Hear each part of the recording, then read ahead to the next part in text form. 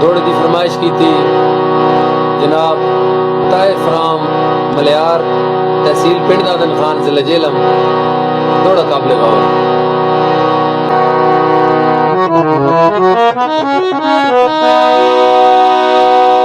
जेड़ा छोड़ गया ओदी अपनी मर्जी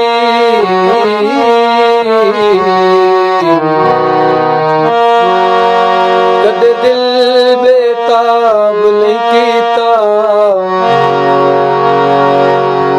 सारी जिंदगी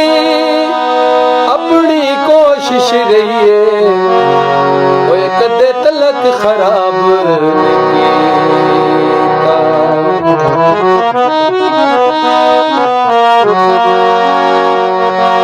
अल्लाह शुरू तू बख्शिए सोच फकीरी